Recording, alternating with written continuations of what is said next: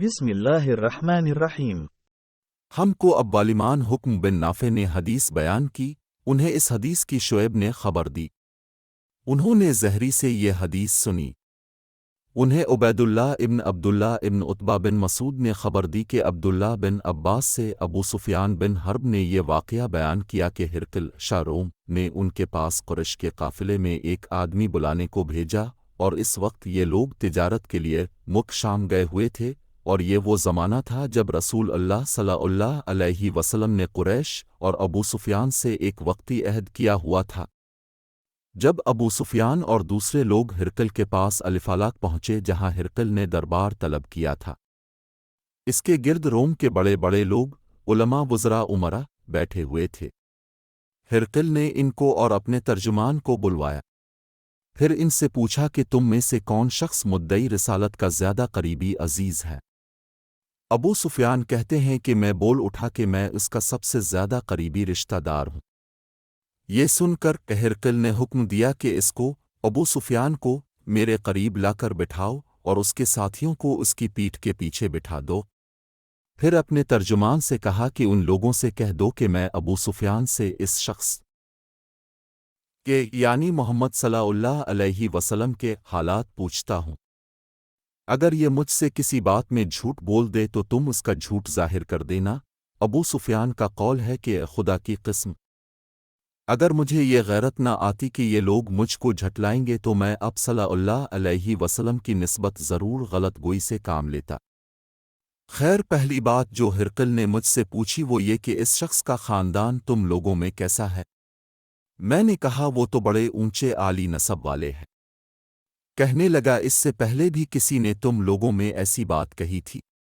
میں نے کہا نہیں۔ کہنے لگا اچھا اس کے بڑوں میں کوئی بادشاہ ہوا ہے؟ میں نے کہا نہیں۔ پھر اس نے کہا بڑے لوگوں نے اس کی پیروی اختیار کی ہے یا کمزوروں نے؟ میں نے کہا نہیں، کمزوروں نے۔ پھر کہنے لگا اس کے تابعدار روز بڑھتے جاتے ہیں یا کوئی ساتھی پھر بھی جاتا ہے؟ میں نے کہا نہیں۔ کہنے لگا کہ کیا اپنے اس دعوی نبوت سے پہلے کبھی کسی بھی موقع پر اس نے جھوٹ بولا ہے؟ میں نے کہا نہیں۔ اور اب ہماری اس سے صلح کی ایک مقررہ مدت ٹھہری ہوئی ہے، معلوم نہیں وہ اس میں کیا کرنے والا ہے۔ ابو سفیان کہتے ہیں میں اس بات کے سوا اور کوئی جھوٹ اس گفتگو میں شامل نہ کر سکا۔ ہرقل نے کہا کیا تمہاری اس سے کبھی لڑائی بھی ہوتی ہے؟ ہم نے کہا کہ ہاں۔ بولا پھر تمہاری اور اس کی جنگ کا کیا حال ہوتا ہے؟ میں نے کہا لڑائی ڈول کی طرح ہے، کبھی وہ ہم سے میدان جنگ جیت لیتے ہیں اور کبھی ہم ان سے جیت لیتے ہیں۔ ہرقل نے پوچھا وہ تمہیں کس بات کا حکم دیتا ہے؟ میں نے کہا وہ کہتا ہے کہ صرف ایک اللہ ہی کی عبادت کرو، اس کا کسی کو شریک نہ بناؤ، اور اپنے باپ دادا کی شرک کی باتیں چھوڑ دو، اور ہمیں نماز پڑھنے، سچ بولنے، پرہیزگاری اور صلہ رحمی کا حکم دیتا ہے۔ یہ سب سن کر پھر ہرقل نے اپنے ترجمان سے کہا کہ ابو سفیان سے کہہ دے کہ میں نے تم سے اس کا نسب پوچھا تو تم نے کہا کہ وہ ہم میں عالی نسب ہے، اور پیغمبر اپنی قوم میں عالی نسب ہی بھیجے جایا کرتے ہیں۔ میں نے تم سے پوچھا کہ دعویٰ نبوت کی یہ بات تمہارے اندر اس سے پہلے کسی اور نے بھی کہی تھی؟ تو تم نے جواب دیا کہ نہیں۔ تب میں نے اپنے دل میں کہا کہ اگر یہ بات اس سے پہلے کسی نے کہی ہوتی تو میں سمجھتا کہ اس شخص نے بھی اسی بات کی تقلید کی ہے جو پہلے کہی جا چکی ہے۔ میں نے تم سے پوچھا کہ اس کے بڑوں میں کوئی بادشاہ بھی گزرا ہے؟ تم نے کہا کہ نہیں۔ تو میں نے دل میں کہا کہ ان کے بزرگوں میں سے کوئی بادشاہ ہوا ہوگا تو کہہ دوں گا کہ وہ شخص اس بہانہ اپنے آبا و اجداد کی بادشاہت اور ان کا ملک دوبارہ حاصل کرنا چاہتا ہے۔ اور میں نے تم سے پوچھا کہ اس بات کے کہنے یعنی پیغمبری کا دعویٰ کرنے سے پہلے تم نے کبھی اس کو دروغ گوئی کا الزام لگایا ہے؟ تم نے کہا کہ نہیں۔ تو میں نے سمجھ لیا کہ جو شخص آدمیوں کے ساتھ دروغ گوئی سے بچے وہ اللہ کے بارے میں کیسے جھوٹی بات کہہ سکتا ہے۔ اور میں نے تم سے پوچھا کہ بڑے لوگ اس کے پیرو ہوتے ہیں یا کمزور آدمی؟ تم نے کہا کمزوروں نے اس کی اتباع کی ہے، تو اور دراصل یہی لوگ پیغمبروں کے متبعین ہوتے ہیں۔ اور میں نے تم سے پوچھا کہ اس کے ساتھی بڑھ رہے ہیں یا کم ہو رہے ہیں؟ تم نے کہا کہ وہ بڑھ رہے ہیں اور ایمان کی کیفیت یہی ہوتی ہے حتیٰ کہ وہ کامل ہو جاتا ہے، اور میں نے تم سے پوچھا کہ آیا کوئی شخص اس کے دین سے ناخوش ہو کر مرتد بھی ہو جاتا ہے؟ تم نے کہا نہیں، تو ایمان کی خاصیت بھی یہی ہے جن کے دلوں میں اس کی مسرت ریچھ بس جائے وہ اس سے لوٹا نہیں کرتے۔ اور میں نے تم سے پوچھا کہ آیا وہ کبھی عہد شکنی کرتے ہیں؟ تم نے کہا نہیں، پیغمبروں کا یہی حال ہوتا ہے، وہ عہد کی خلاف ورزی نہیں کرتے۔ اور میں نے تم سے کہا کہ وہ تم سے کس چیز کے لیے کہتے ہیں؟ تم نے کہا کہ وہ ہمیں حکم دیتے ہیں کہ اللہ کی عبادت کرو، اس کے ساتھ کسی کو شریک نہ ٹھہراؤ، اور تمہیں بتوں کی پرستش سے روکتے ہیں، سچ بولنے اور پرہیزگاری کا حکم دیتے ہیں۔ لہذا اگر یہ باتیں جو تم کہہ رہے ہو سچ ہیں تو عنقریب وہ اس جگہ کا مالک ہو جائے گا کہ جہاں میرے یہ دونوں پاؤں ہیں۔ مجھے معلوم تھا کہ وہ پیغمبر آنے والا ہے، مگر مجھے یہ معلوم نہیں تھا کہ وہ تمہارے اندر ہوگا۔ اگر میں جانتا کہ اس تک پہنچ سکوں گا تو اس سے ملنے کے لیے ہر تکلیف گوارا کرتا۔ اگر میں اس کے پاس ہوتا تو اس کے پاؤں دھوتا۔ ہرقل نے رسول اللہ صلی اللہ علیہ وسلم وہ خط منگایا جو اپنے دھا کلبی رضی اللہ عنہ کے ذریعہ حاکم بصر کے پاس بھیجا تھا، اور اس نے وہ ہرقل کے پاس بھیج دیا تھا۔ پھر اس کو پڑھا تو اس میں لکھا تھا کہ اللہ کے نام کے ساتھ جو نہایت مہربان اور رحم والا ہے۔ اللہ کے بندے اور اس کے پیغمبر محمد صلی اللہ علیہ وسلم کی طرف سے یہ خط ہے شاروم کے لیے۔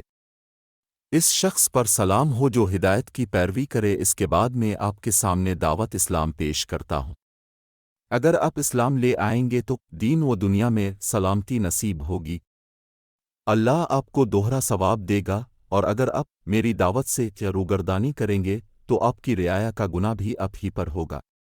اور اے اہل کتاب، ایک ایسی بات پر آ جاؤ جو ہمارے اور تمہارے درمیان یکساں ہے، وہ یہ کہ ہم اللہ کے سوا کسی کی عبادت نہ کریں اور کسی کو اس کا شریک نہ ٹھہرائیں، اور نہ ہم میں سے کوئی کسی کو خدا کے سوا اپنا رب بنائے۔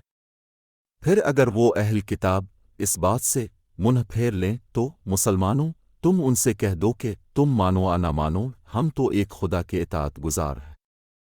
ابو سفیان کہتے ہیں، جب ہرقل نے جو کچھ کہنا تھا کہہ دیا اور خط پڑھ کر فارغ ہوا تو اس کے ارد گرد بہت شور و غوغا ہوا، بہت سی آوازیں اٹھیں اور ہمیں باہر نکال دیا گیا۔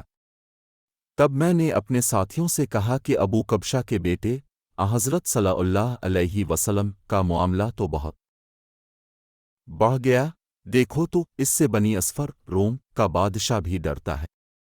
مجھے اس وقت سے اس بات کا یقین ہو گیا کہ حضور صلی اللہ علیہ وسلم عنقریب غالب ہو کر رہیں گے، حتیٰ کہ اللہ نے مجھے مسلمان کر دیا۔